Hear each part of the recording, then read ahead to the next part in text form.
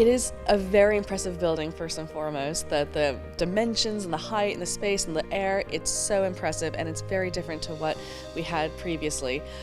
What's really nice is that it's a bit of a TARDIS effect, so you don't quite realize just how big the place actually is once you first come in. Even from the outside, people come in and they're really knocked back by the cathedral-like proportions we have.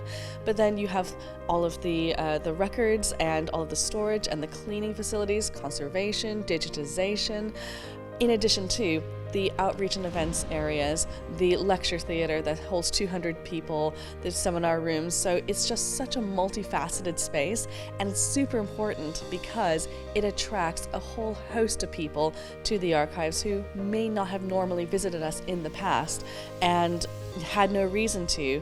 And we are diversifying our audiences while maintaining our core audiences through events and outreach and programs, and really opening ourselves up to the community space as a massive, beautiful building that the Ipswich finally has.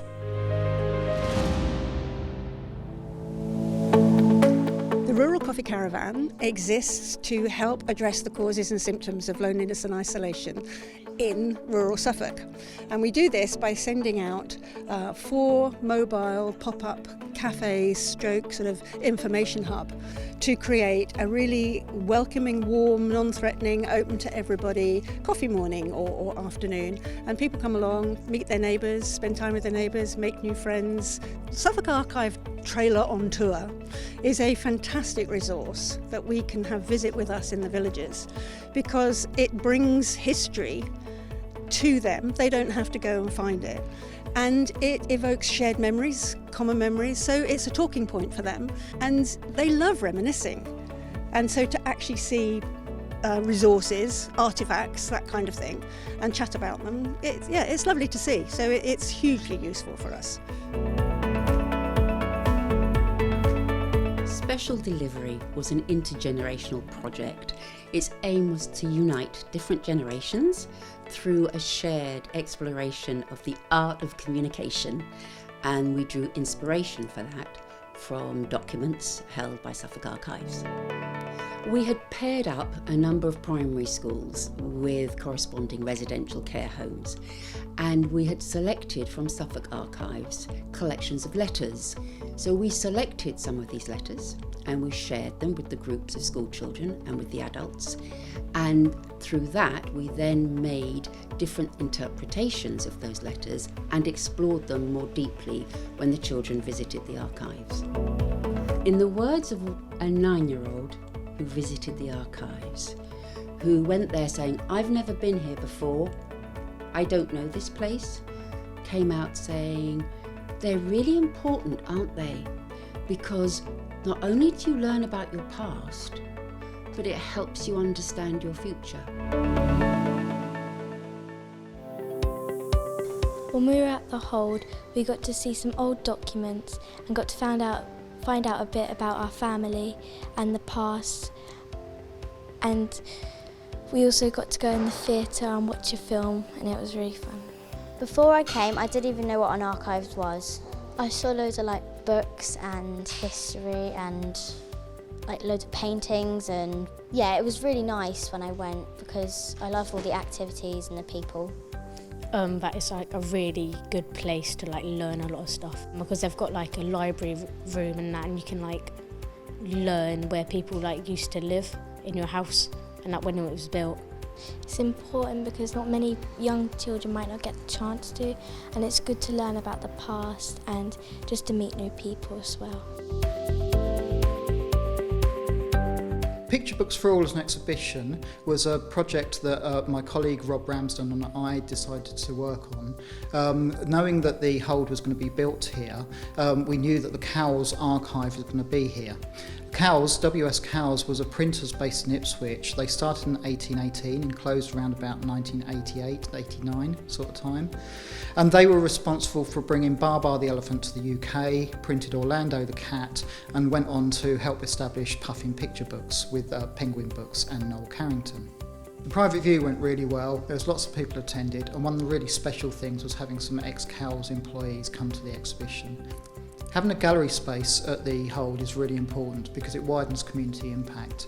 It brings in people who wouldn't otherwise come and visit the archives. And having this as a space on campus also allows people of Ipswich to come and experience the wider campus.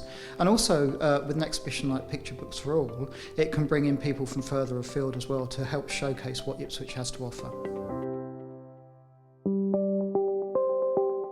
My name is Ivy Scott, and I am the exhibition lead and the research lead for the Windrush committee. The exhibition we had here was to celebrate the Windrush generation in Ipswich. We covered looking at and celebrating the achievement of our black ancestors who came to Ipswich in the 1940s and the 1950s. So our exhibition was to give people an idea, a taste, but to also give them the knowledge to know about those Windrush elders. My name's Nick Warren. I'm a facilitator for supporting members as a volunteer.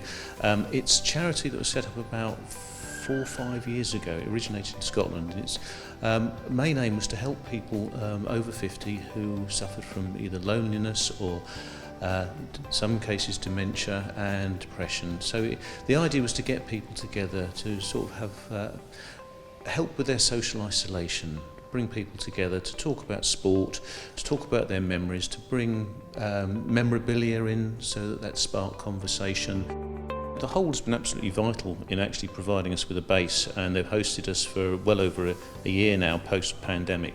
And it's been really helpful because it's provided us with a facility to meet, it's provided us with IT equipment and video equipment which we can use, it's got the teas and coffees, and it's just a very nice communal space in which to get groups together. So we've thoroughly enjoyed and very thankful that we've had the opportunity to use it. Well, I'm Bridget Handley. I'm the Senior Archivist here at Suffolk Archives at the Hold.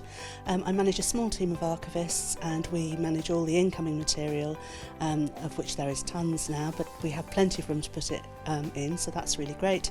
And I also help out with the front of house and with university sessions as well.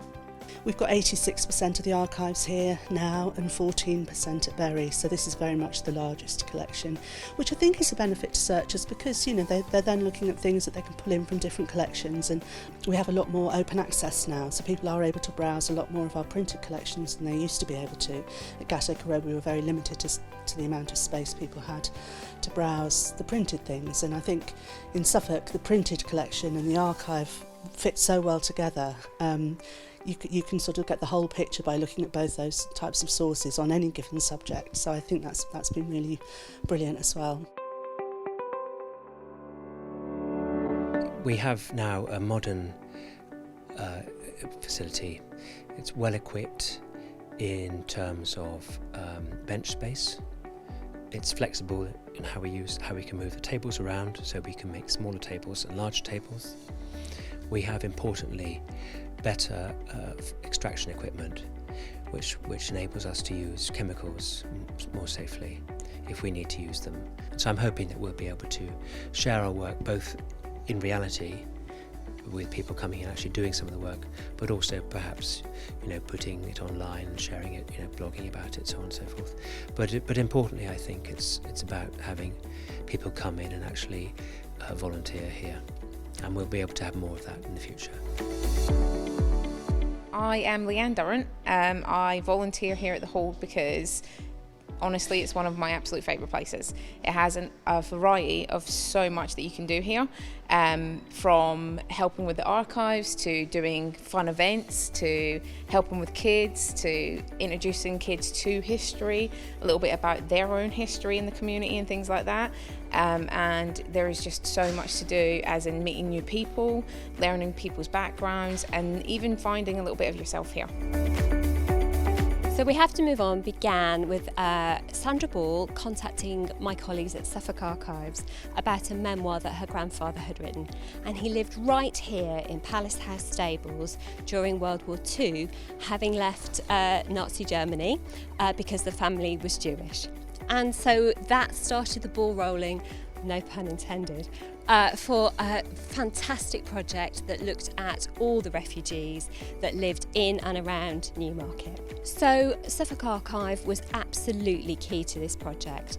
They put together a team of amazing volunteers who did all this research that then we fed from to create an exhibition, to create the pieces of theatre, films, music, dance. They were the absolute keystone to all of it, and without them and their fantastic volunteers, none of this would have happened.